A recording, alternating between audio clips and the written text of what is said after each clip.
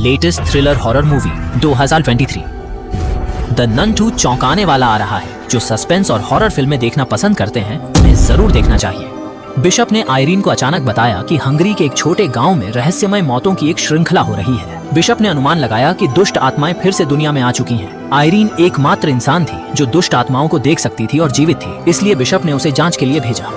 Irene ने bishop को अस्वीकार कर दिया क्योंकि वह पिछले बार बच गई थी, लेकिन बिशप ने उसकी भावनाओं की अनदेखी की और जाने का आदेश दिया। मजबूर आयरीन ने अकेले जाने का फैसला किया। जैसे ही उसने अतीत के दृश्यों को याद किया, उसकी सहेली डेबोरा अचानक सामने आई। डेबोरा ने आयरीन के साथ मदद करने की कोशिश की और ट्रेन में उसके पीछे पीछे आ गई। दोनों होटल पहुंचे। उन्हें एक कमरा बुक करना था, लेकिन वेटर ने बताया कि उनके पास कोई आरक्षण रिकॉर्ड नहीं था। एरिन थोड़ा अकथनीय महसूस कर रही थी। दोस्त ने होटल के वेटर के साथ संवाद करना जारी रखा और एरिन अकेले बाहर आई। इस समय बच्चों का एक समूह उसके पास से गुजरा और उनमें से एक ने उसका ध्यान आकर्षित किया। बच्चा एक बार उसके सपने में दिखाई दिया था, लेकिन छोटा लड़का उसे नहीं जानता था और फिर अपने साथियों के साथ चला गया। आयरीन ने भी पीछा किया और गली में आया। बच्चे बिना किसी निशान के गायब हो गए। इस समय आयरीन के पीछे पिक्टोरियल की अंग अचानक अपने दम पर चला गया।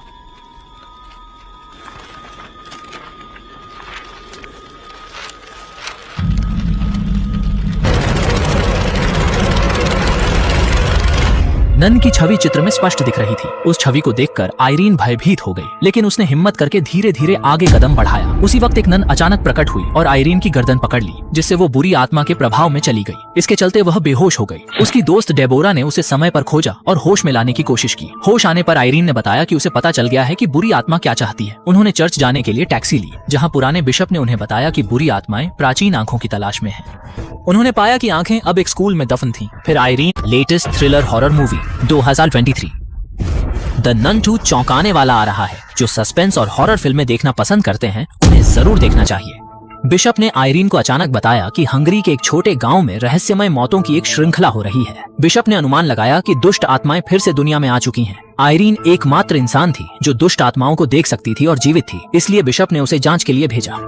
आयरीन ने बिशप को अस्वीकार कर दिया क्योंकि वह पिछले बार बच गई थी, लेकिन बिशप ने उसकी भावनाओं की अनदेखी की और जाने का आदेश दिया। मजबूर आयरीन ने अकेले जाने का फैसला किया। जैसे ही उसने अतीत के दृश्यों को याद किया, उसकी सहेली डेबोरा अचानक सामने आई। डेबोरा ने आयरीन के साथ मदद करने की कोशिश की और ट्रेन में उसके पीछे पीछे आ गई। दोनों होटल पहुंचे। उन्हें एक कमरा बुक करना था, लेकिन वेटर ने बताया कि उनके पास कोई आरक्षण रिकॉर्ड नहीं था।